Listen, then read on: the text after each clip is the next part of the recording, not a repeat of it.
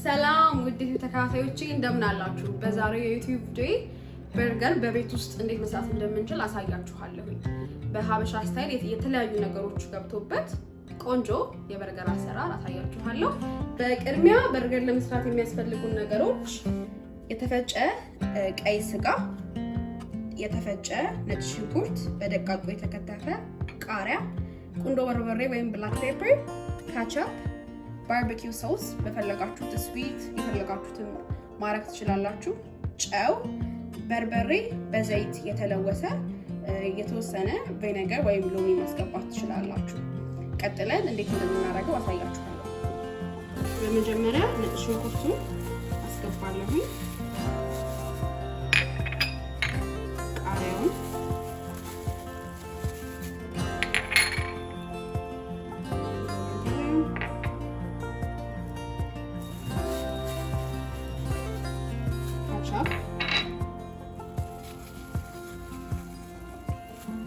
barbecue sauce, በርበሬውን እንደዛ አንድ ላይ እናዋህደዋለን።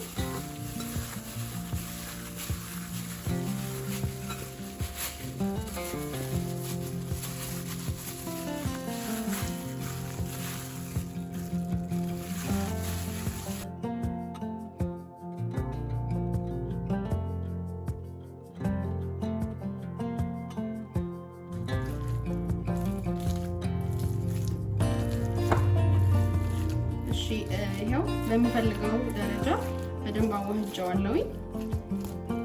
የተወሰነ ትንሽ ጨው አደርግበታለሁ።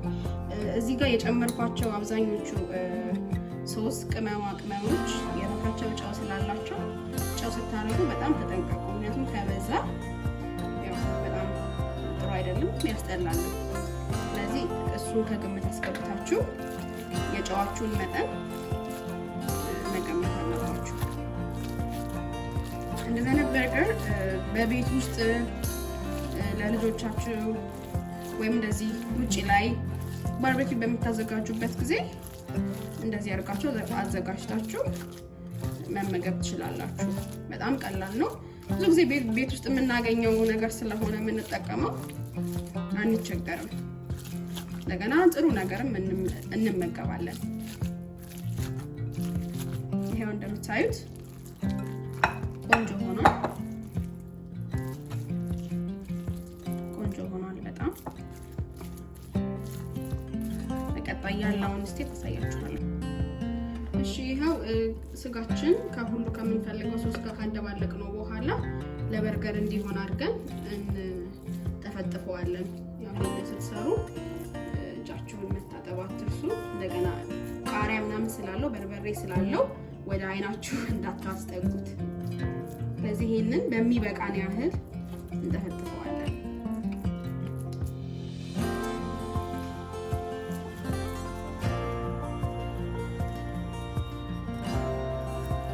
ከስር እንደዚህ ባላችሁ ነገር ላይ ላስኬት አድርጋችሁ ይሄ እንደዚህ ብታረጉት ቅርጹን ይዞ እንዲጠፈጠፍ ይረዳችኋል።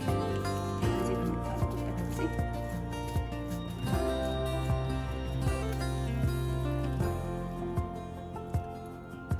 በቃ ክብ መስራት ነው።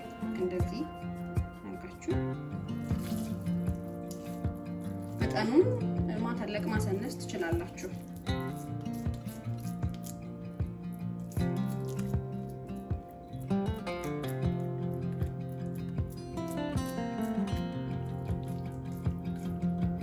እንዲህ ካደረጋችሁ በኋላ ሌላ በዚህ በሳህን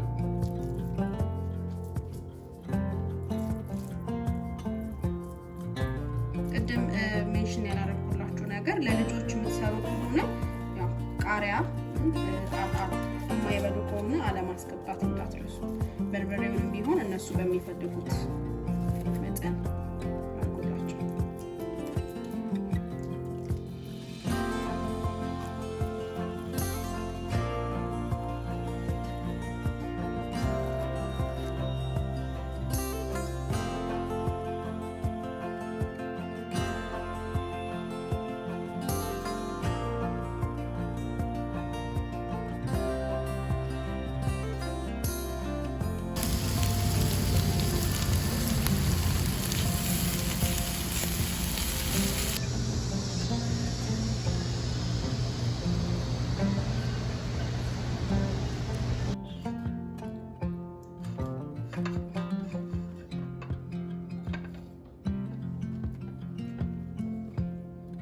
ይሄ በጣም ቆንጆ ሆኗል።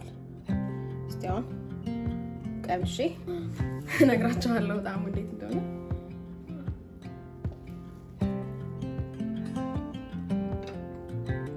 በጣም ቆንጆ ነው የእውነት በጣም ይጣፍጣል።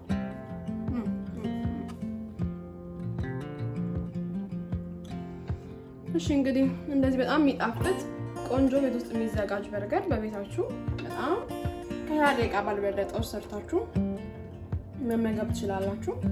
Kishin ቲዩብን ላይክ፣ ሼር፣ ሰብስክራይብ በማድረግ ኮሜንት ላይ አስተያየታችሁን በመጻፍ የቲዩባችን ቤተሰብ ሁኑ።